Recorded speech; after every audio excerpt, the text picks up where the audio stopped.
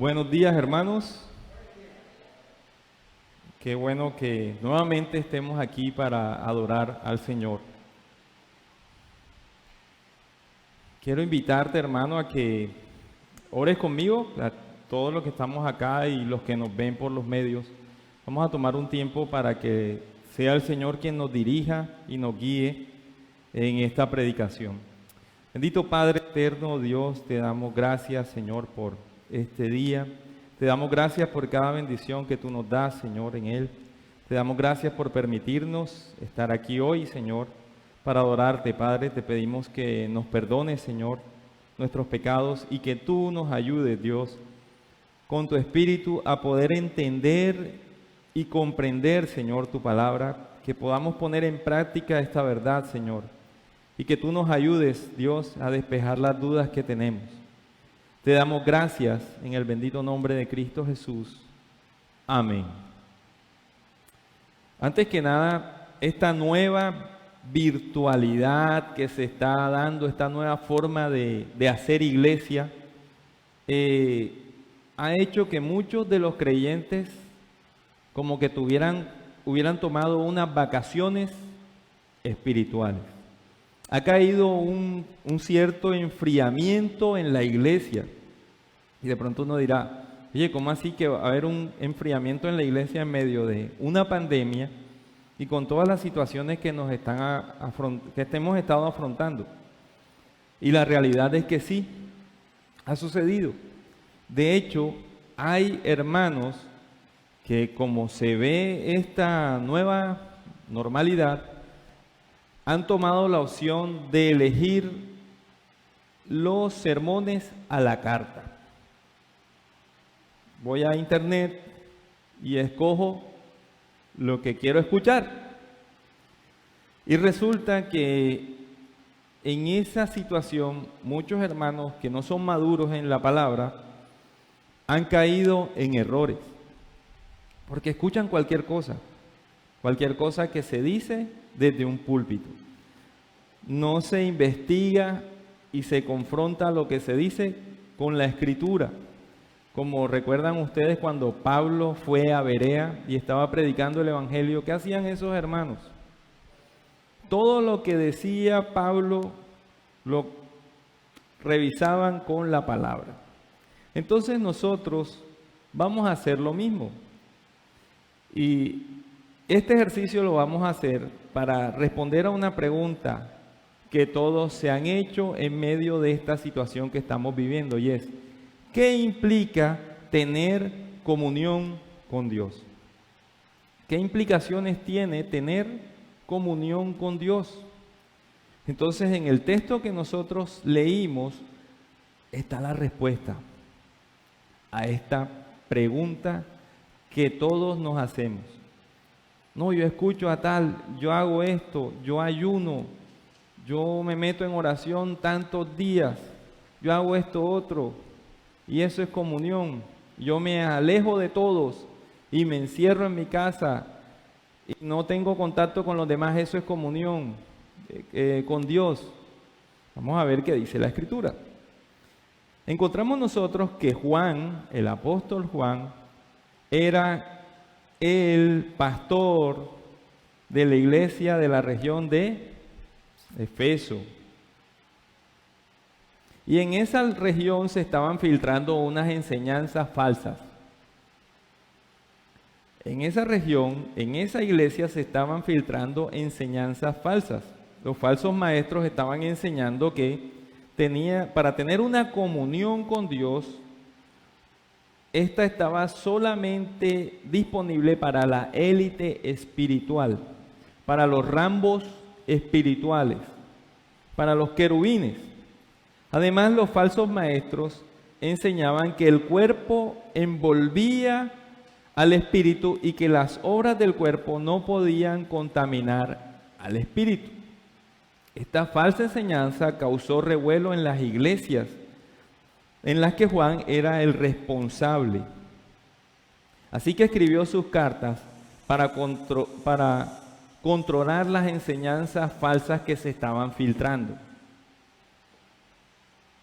Esas falsas enseñanzas estaban dañando el evangelio. Muchos creyentes, no sé si usted ha interactuado con algunos, salen con unas enseñanzas que uno dice, ¿y esto en qué libro de Condorito está? Porque en la Biblia no está. Salen con unas enseñanzas todas erradas, todas distorsionadas, que no están en la Escritura y las sopesan como si estuvieran ahí. De hecho, esta semana me encontré con algunas situaciones así. Entonces, en la sesión de hoy, Juan va a abordar estas enseñanzas. Yo recuerdo hace un tiempo, hace ya bastante tiempo, cuando estaba estudiando en la Universidad FLET, donde duramos estudiando bastante tiempo, varios hermanos, y en un tiempo de eso de estudio, después de que terminamos prácticamente los estudios fuertes, nos tocó hacer unas pasantías en las oficinas del seminario en Bogotá.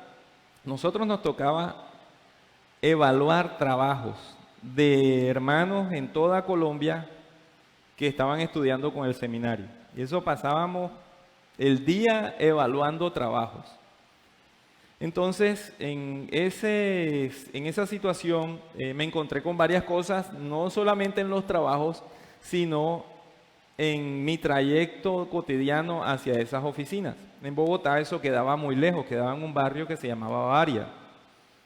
Y tocaba coger como 2 buses para llegar hasta allá. Se demoraba uno 1 hora prácticamente.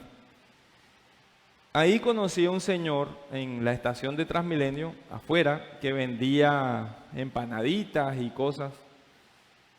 Y nos pusimos a hablar con él. Nos hicimos amigos de este señor.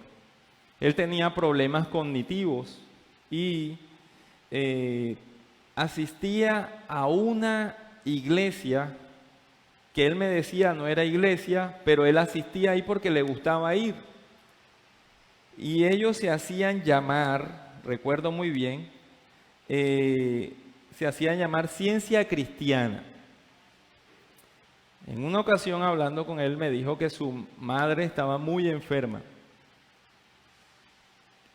y que sus creencias en la iglesia habían hecho que él no le diera asistencia médica a su madre porque la enfermedad era una invención de la mente, que eso no existía, y así le habían enseñado donde él estaba. Entonces le dijeron, no, la enfermedad no existe realmente, no es necesario que le des asistencia médica a tu madre.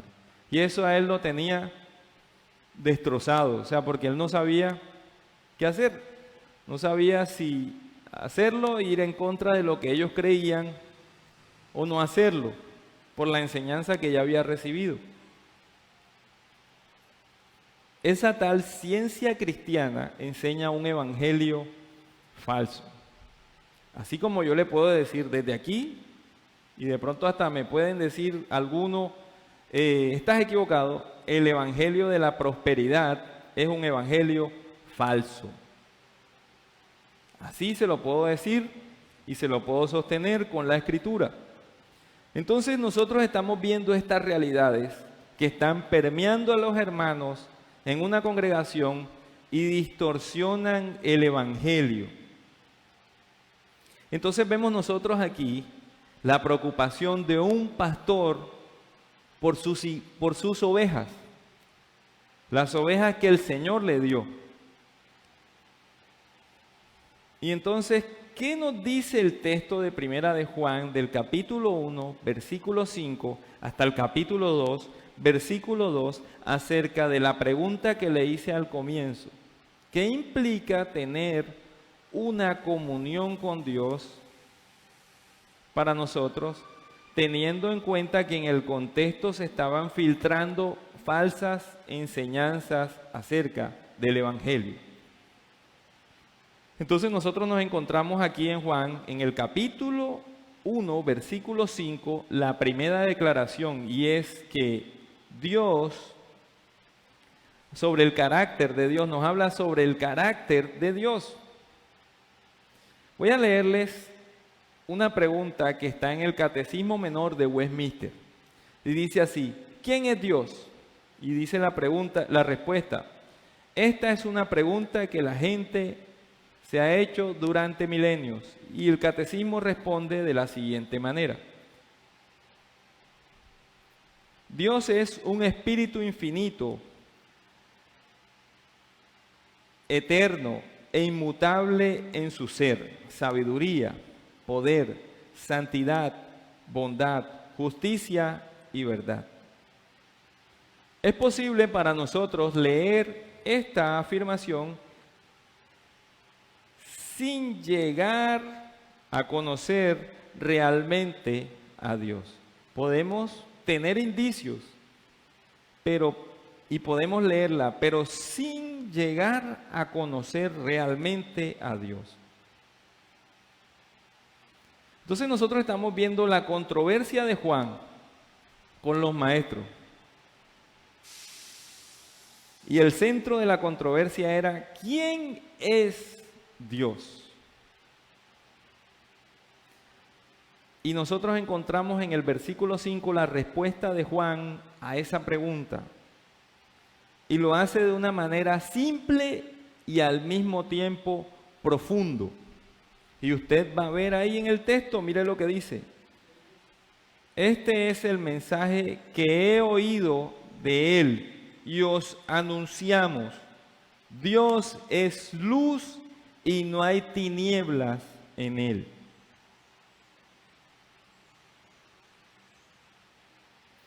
Lo primero que tiene que entender usted es que Juan no inventó esta definición. Esta definición, ¿quién la dio? Dios mismo.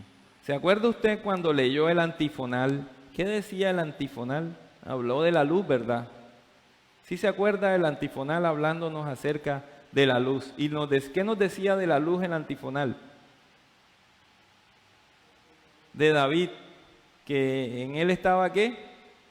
La salvación, el evangelio. Y entonces nosotros estamos viendo la definición de quién es Dios, recordada por Juan porque ya se había dado antes,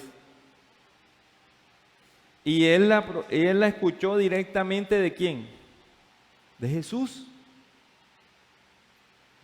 Juan fue un apóstol de Jesús, fue un discípulo de Jesús.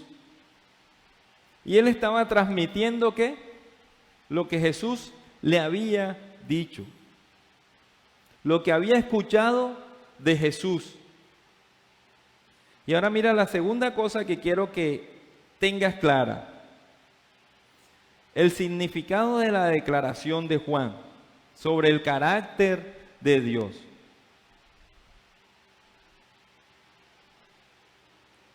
Ningún otro escritor bíblico nos dice tanto sobre el carácter y la naturaleza de Dios como Juan. Otros escritores nos cuentan lo que hizo Dios, nos cuentan lo que dijo Dios, pero solo Juan nos habla del carácter de Dios. Y entonces, mira lo que dice Juan. Quiero que busquen su Biblia y quiero que me acompañen estos textos bíblicos que Juan nos habla sobre el carácter de Dios. Primer texto bíblico está en Juan capítulo 4, Evangelio de Juan capítulo 4, versículo 24.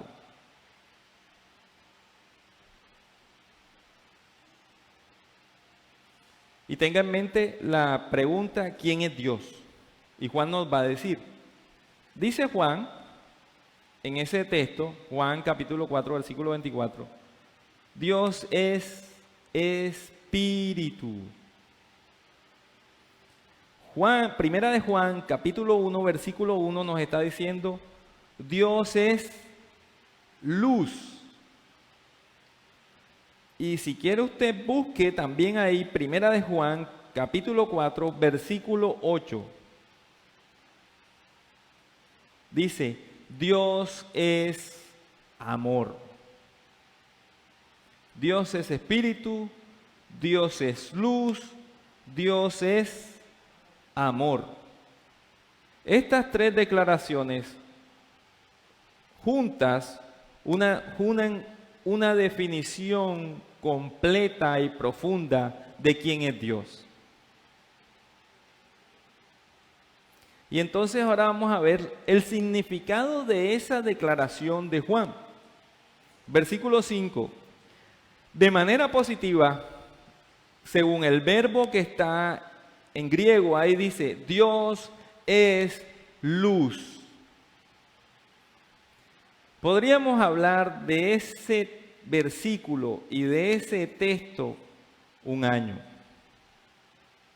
o varios años, pero voy a ser breve. Dios es luz. Y quiero leerles un resumen de un comentarista que me llamó mucho la atención sobre ese texto, y él hace un compilado de lo profundo que es, porque se han escrito libros acerca de que Dios es luz. Mira lo que dice William Berkeley. Dios es luz. Nos dice que Dios es esplendor y gloria, que Dios se reveló a sí mismo. Nos habla de la pureza y santidad de Dios. Nos habla de la guía de Dios y nos habla de la cualidad reveladora de la presencia de Dios en Cristo Jesús. Y encuentras una declaración positiva en el versículo, pero también encuentras una declaración negativa. Y Juan dice, y en él no hay tinieblas en absoluto. Usted puede verlo en el texto del versículo 5 de Primera de Juan, capítulo 1. Dice, y en él no hay tinieblas en absoluto.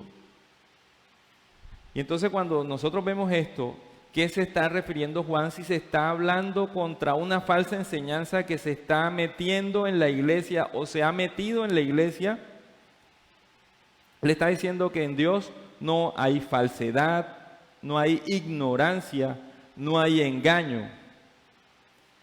La oscuridad se extiende donde no hay ¿qué? Luz. Juan está diciendo que los falsos maestros son unos ignorantes. No tienen una comprensión correcta del carácter de Dios. Y entonces hacemos nosotros un paréntesis y podemos analizar un poco las falsas enseñanzas que se están dando hoy. Evangelio de prosperidad. Yo hago un negocio con Dios, porque Él dice que lo que yo pise la planta de mis pies es mío y lo voy a reclamar, entonces yo le doy y Él me da. Esa afirmación tiene algo de verdad, pero al mismo tiempo tiene ¿qué? Mentira. ¿Quién hace eso? ¿Quién hizo eso? ¿Se acuerda usted en la tentación de Jesús? ¿Se acuerda? ¿Podemos buscarla? Vamos a buscar la tentación de Jesús en Mateo.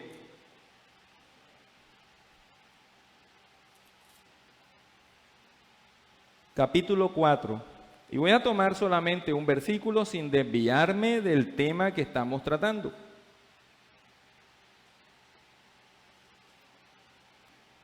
Versículo 3 dice, y vino el tentador y le dijo, si eres hijo de Dios, di que estas piedras se conviertan en pan.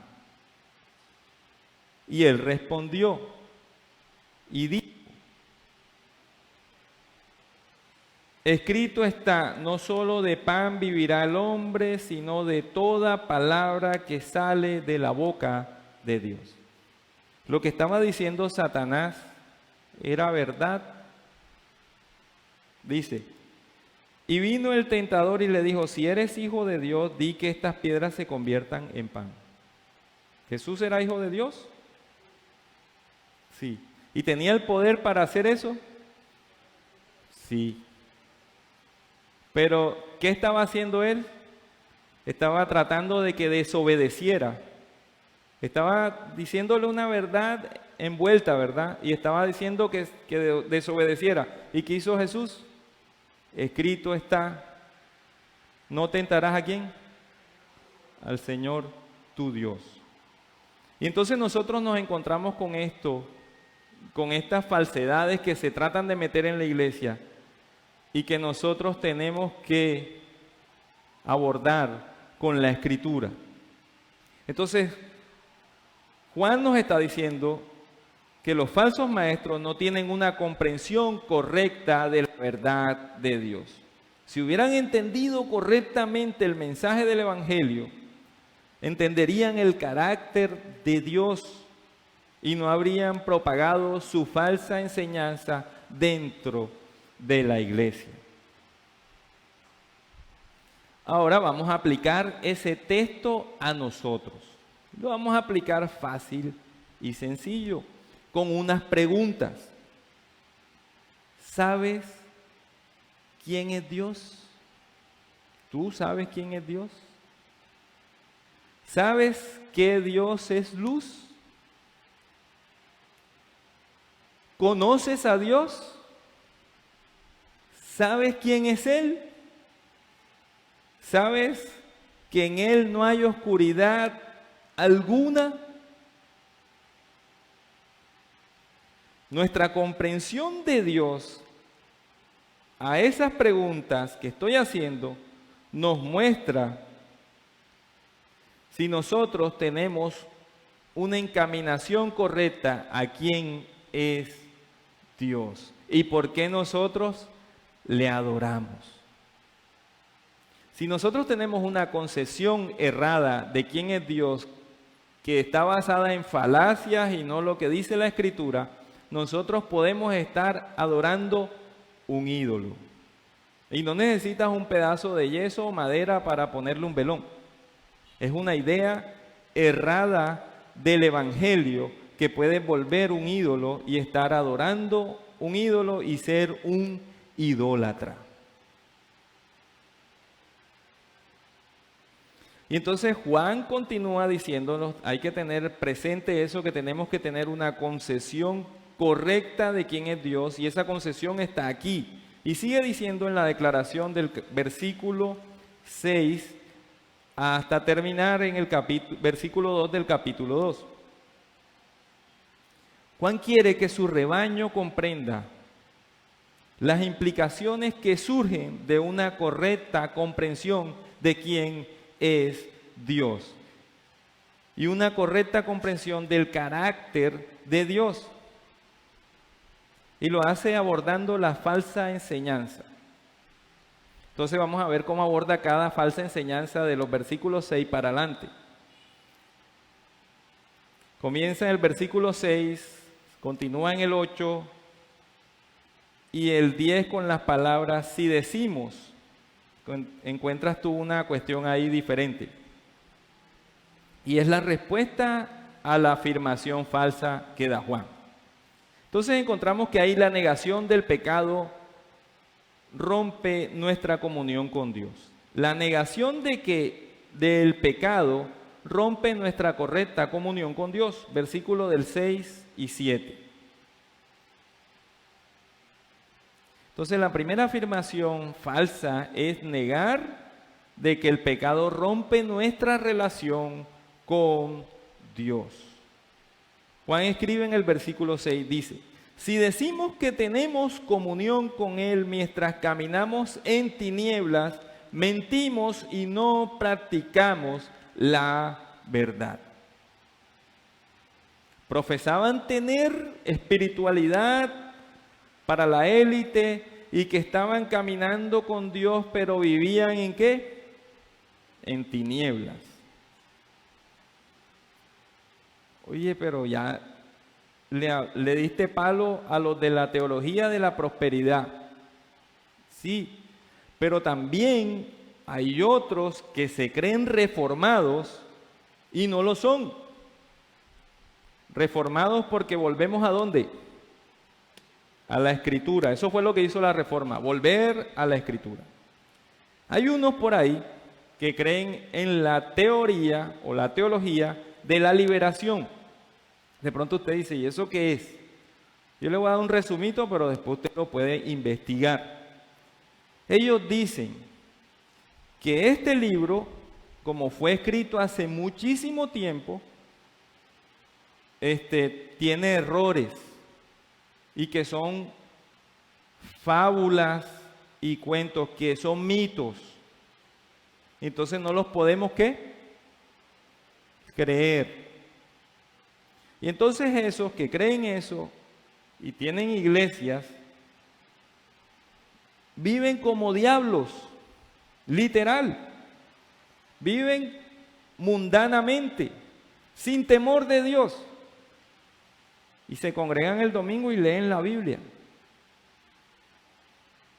Pero para ellos la Biblia no hace un efecto en ellos porque la están mirando sin fe. La miran como un mito. Y esta palabra es viva y eficaz, dice ella, y es más cortante que doble filo. ¿Y sabes por qué es así? Porque ¿sabes quién la hace viva? Cristo Jesús, a través de la fe que pone en nosotros para que creamos en Él. Y la hace viva a nosotros y nos cambia. No nos deja igual como un demonio, viviendo como un demonio. Entonces nosotros estamos viendo estas realidades de ideas que se están metiendo dentro de la iglesia y Juan está poniendo unos principios.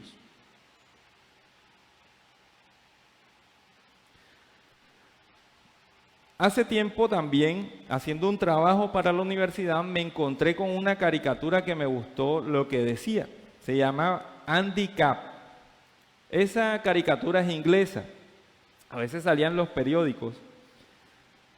Y me llamó la atención esta caricatura. Dice, Andy Capp era un vagabundo, desempleado y vago, que pasaba mucho tiempo en el club o en la taberna.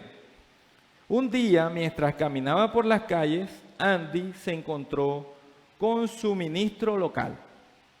El ministro le dijo, Andy, nunca es demasiado tarde para que enderezcas tu camino. Carr le prometió al ministro que iba a intentarlo. Andy, un poco avergonzado, le dijo, lo prometo. Animado por su respuesta, el ministro le dijo, buen muchacho, deja de jugar y paga todas tus deudas. Y Andy respondió rápidamente, ministro, un minuto estás hablando de religión y el otro comienzas a hablar de negocios. Aunque no tenemos la herejía gnóstica hoy en día, todavía tenemos personas que afirman tener comunión con Dios, pero no tienen ese impacto en su caminar con Dios. No se ve. Y está el chisme y la rencilla y te voy a hacer y esto otro. ¿Y dónde está tu cristianismo? Si yo soy cristiano y alabo y levanto las manos en el templo y tal, y ¿tú perdonaste a esa persona que te ofendió? No. Tengo aquí el rencor aquí, lo tengo aquí amarrado en la cárcel de mi corazón. John Stott dijo, la religión sin moralidad es una ilusión. Entonces Juan, después de haber mostrado esta realidad de las falsas enseñanzas, continúa diciendo en el versículo 7, pero si andamos en luz, como Él está en luz, tenemos comunión unos con otros. Tremendo, ¿verdad?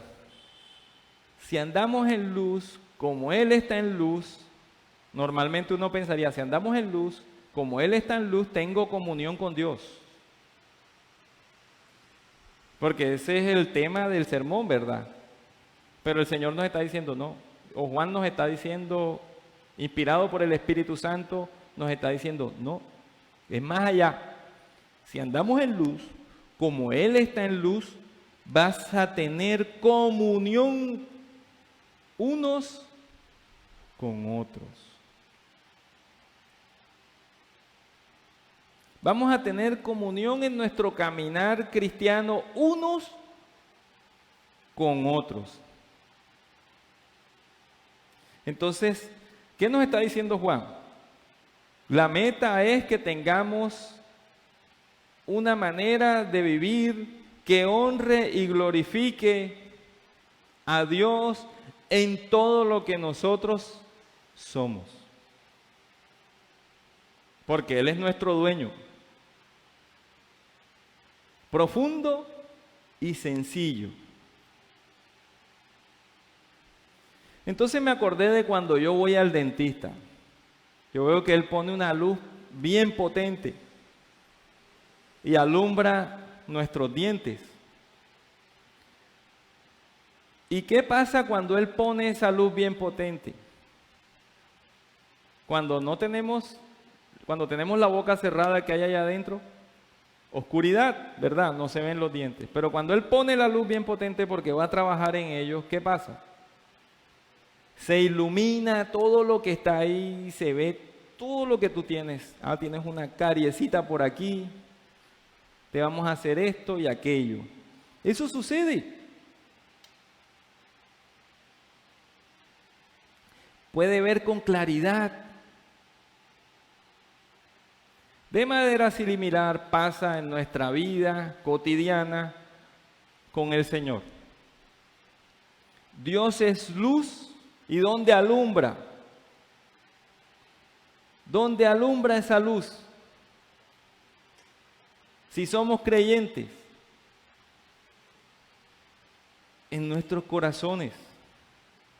Estamos desnudos delante de Él. No hay ni un solo secreto, porque Él lo conoce, ¿qué? Todo. Hasta nuestros pecados.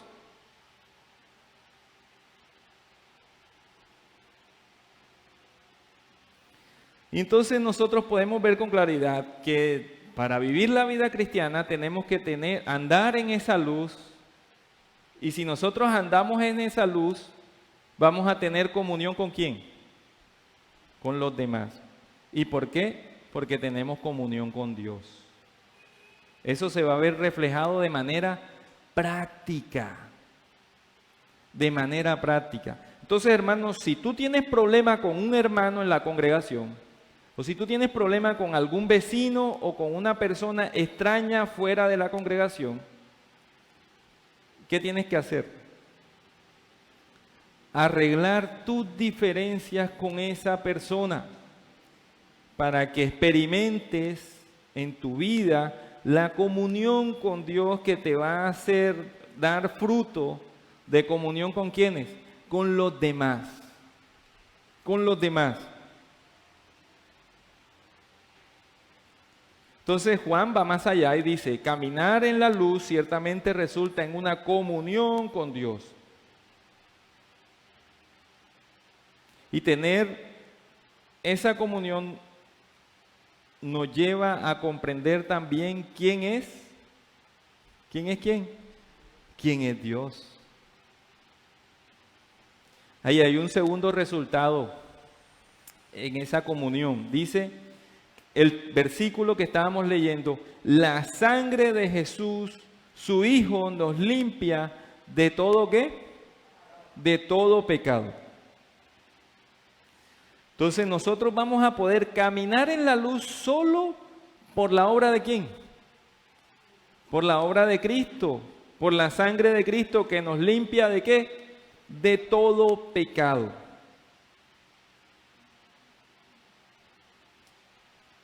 Hay otra idea falsa que encuentras en el versículo 8 y versículo 9.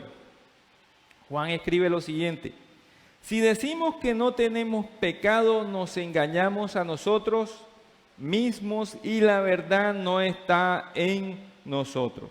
La negación que el pecado existe es una muestra de nuestra naturaleza. Entonces él está diciendo eso. Los falsos maestros decían ser perfectos. Decían que no tenían ¿qué? Pecado. Y esto significa mucho más que cometer pecado. Se refiere a un principio interno en el que los actos de pecado son la expresión externa. Y esa tal afirmación es un engaño rotundo y total. ¿A quién? A la persona que se cree eso. Hermano, ¿cómo está usted? Bien firme, hermano, sin pecado. Hermano, ¿qué está diciendo, hermano? Eso no es de Dios. ¿Cómo que no tiene pecado? No se quieren mostrar vulnerables delante de los demás. No se quieren mostrar vulnerables delante de los demás porque hay ego. Y el ego hace que tú te pongas una máscara y que te vean como un querubín. Pero cuando estás solo, no, ese es un diablo. Yo lo conozco. Y esta afirmación usted la puede poner en práctica con cualquier persona que se encuentre después de que salga de aquí. Hágale la pregunta: ¿los bebés nacen puros y sin pecado? ¿Y qué te van a decir ellos? Ellos te van a responder: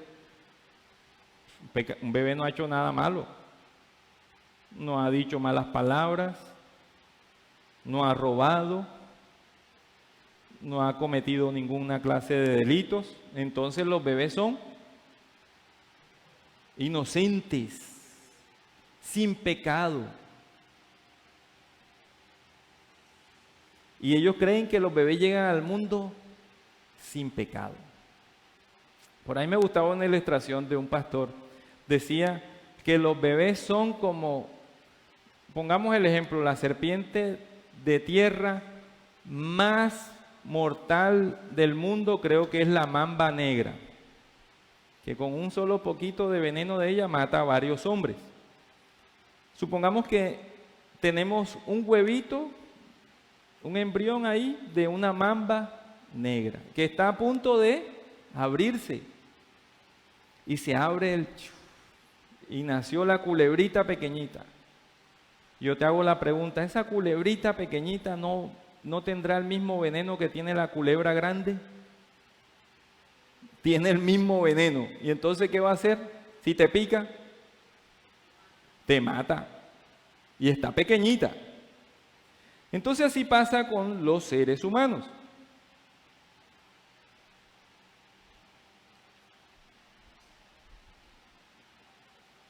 Eso tiene que ver con nuestra naturaleza. Y nuestra naturaleza es, ¿qué? Dice la Biblia, pecaminosa.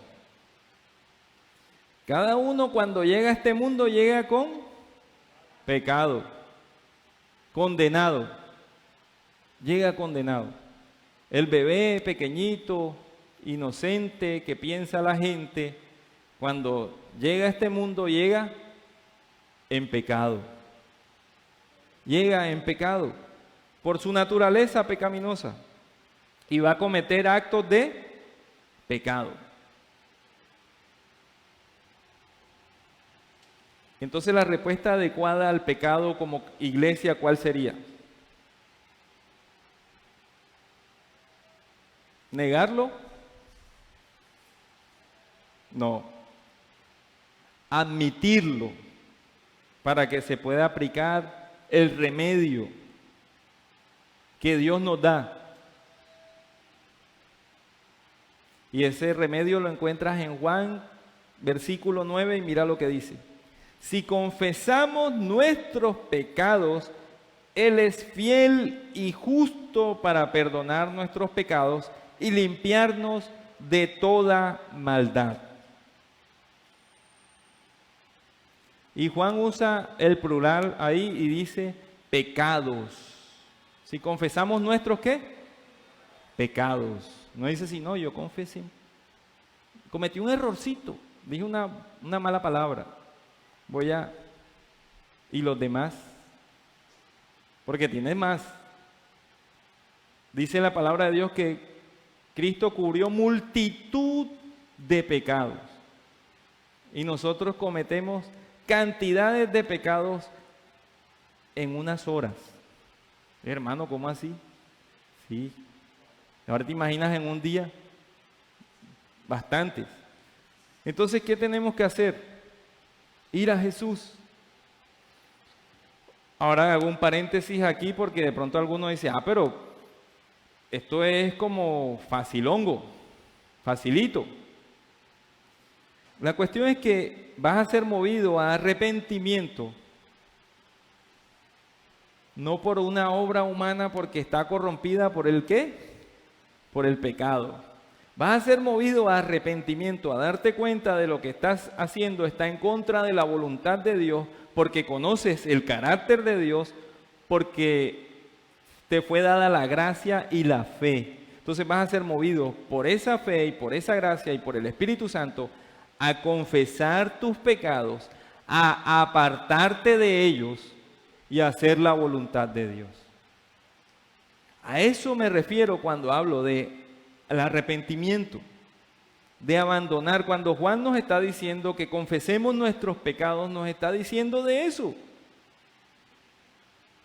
Juan no quiere que solo reconozcas el pecado en general, o que tienes en tu naturaleza, sino que te apartes de eso y hagas la voluntad de Dios.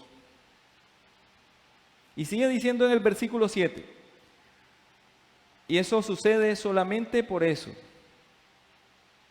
Perdón, me equivoqué aquí porque se me movió esto. Nos sigue diciendo la palabra de Dios aquí.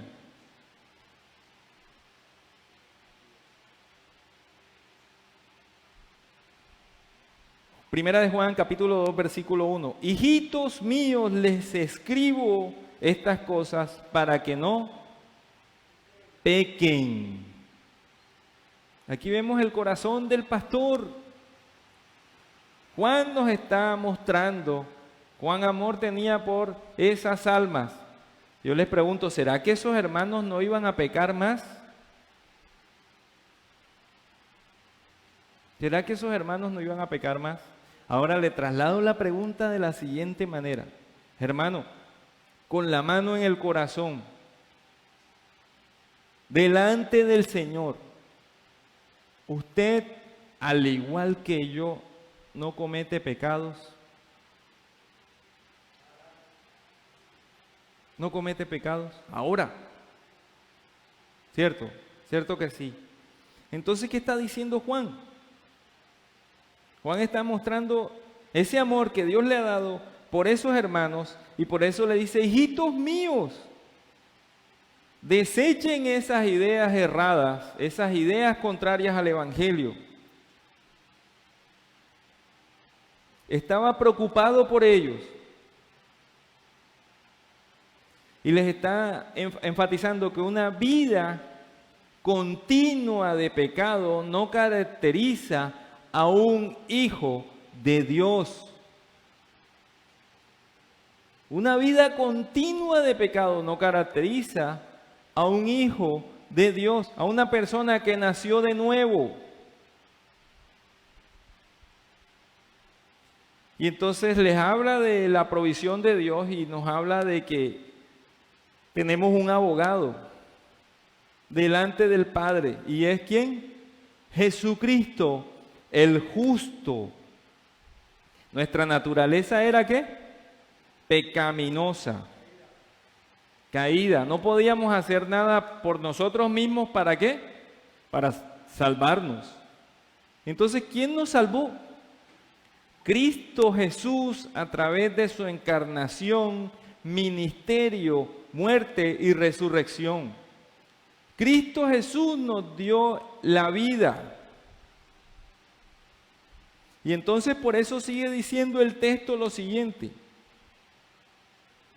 Y tú te encuentras con esta realidad tan grande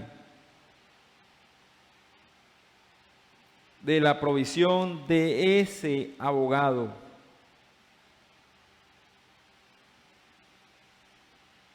Y encuentras una palabrita interesante ahí que es propiciación. Propiciación. La palabra propiciación se usa 2 veces en la Biblia. Una vez aquí en Primera de Juan 2, versículo 2, y la otra vez en Primera de Juan 4, versículo 10. Y la propiciación tiene que ver con la eliminación de la ira de Dios.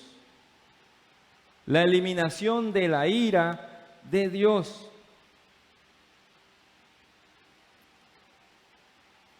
Y usted dice, bueno, el niño nace y nace ¿cómo? En pecado. ¿Qué dice la Biblia acerca del pecado? Dice la Biblia que nosotros éramos por naturaleza antes hijos de ira, lo mismo que los demás. O sea, la ira de Dios estaba levantado contra los pecadores. La ira de Dios estaba levantado contra los pecadores todo el tiempo. Todos los descendientes de Adán, la ira de Dios estaba levantada. Y entonces el Señor da la propiciación, el calmar esa ira. ¿Y lo hace cómo? A través de su Hijo.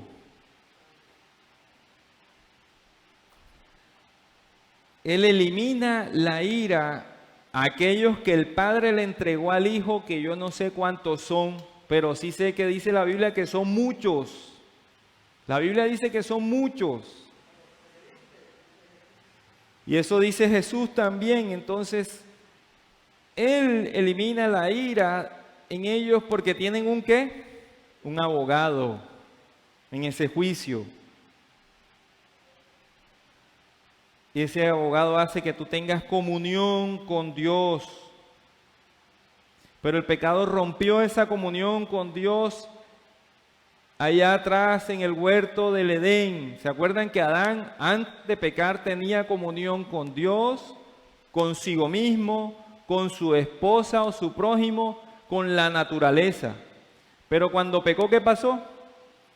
Se perdió esa relación, se rompió su relación con Dios, consigo mismo, con su prójimo y con la naturaleza. Y tendría que venir el postrer Adán, Cristo Jesús, y restaurar esa relación para los que el Padre les entregó al Hijo. Cristo Jesús quita la ira de Dios y la carga en la cruz en nuestro nombre. Y dice también la Escritura que lo hizo por los pecados del mundo entero. Y usted dice, Carlos, ¿qué estás diciendo? ¿Estás siendo universalista? No, estoy diciendo lo que dice el texto y no quiero que me confunda aquí. Escuche bien. Cristo Jesús calma la ira de Dios por los pecados del mundo entero. Y esto significa que Jesús pagó por los pecados de cada individuo en el mundo. Y ahora sigue diciendo lo siguiente.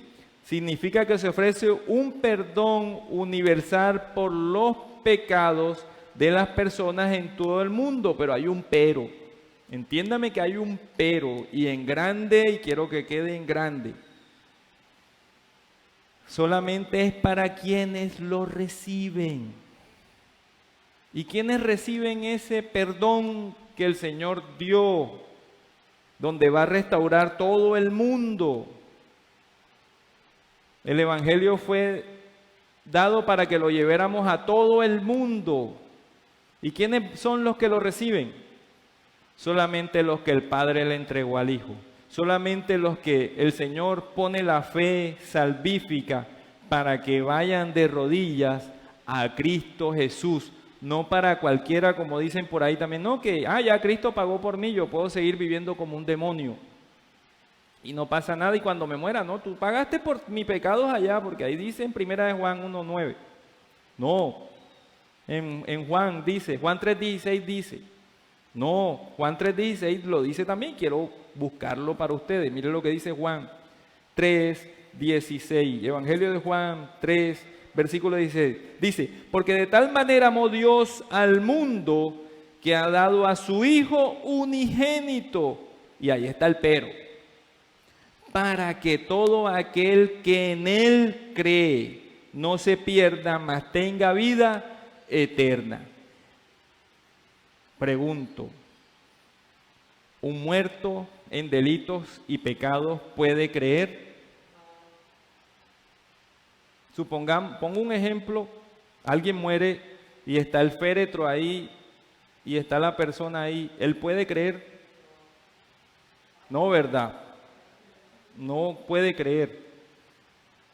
Tienen que nacer de nuevo, como Jesús le dijo a Nicodemo. Tienen que nacer de nuevo. ¿Y quiénes son los que nacen de nuevo? Los que el Señor les da la fe y les da esa gracia. Por gracia sois salvos por medio de la fe. Y eso no es de ustedes. Es un regalo que Dios da. Es un regalo que Dios da. Entonces el Evangelio fue dado para todo el mundo, que permeara todo el mundo. Pero solamente algunos o los muchos de todas las naciones van a recibir el Evangelio con una fe salvadora. Entonces por eso nos encomienda a nosotros como creyentes.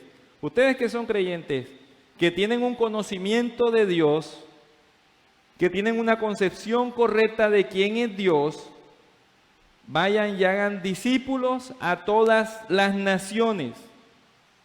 Y uno va y lleva el Evangelio a todas las naciones. Gracias al Señor nosotros no sabemos quiénes van a ser salvos. Él sí sabe, nosotros no. Entonces por eso nos encomienda que vayamos y llevemos la semilla, el mensaje del Evangelio puro y sin mancha. Nada de teología de prosperidad, nada de teología de liberación, nada de teologías extrañas. Solamente Cristo, solo gracia, solo fe, sola Escritura y solo la gloria a nuestro Rey y Salvador. Examinémonos nosotros mismos para que nos aseguremos de que tenemos comunión con Dios y la podemos poner en práctica teniendo comunión unos con otros. Que el Señor nos bendiga. Padre eterno, Dios amado, te damos gracias, Señor, por tu palabra. Pedimos perdón, Señor, porque en ocasiones tenemos prejuicios. Perdónanos, Señor, porque en ocasiones tenemos cosas erradas en cuanto al Evangelio. Te pedimos, Dios, que nos ayudes a ser diligentes, a estudiar tu palabra, Señor, y a vivir de acuerdo a tu verdad y a tener comunión unos con otros desde hoy, Señor. Ayúdanos a quitar odios, rencores, rencillas de nuestros corazones, Señor. Ayúdanos a poder llevar este mensaje de salvación a las demás personas que no te conocen.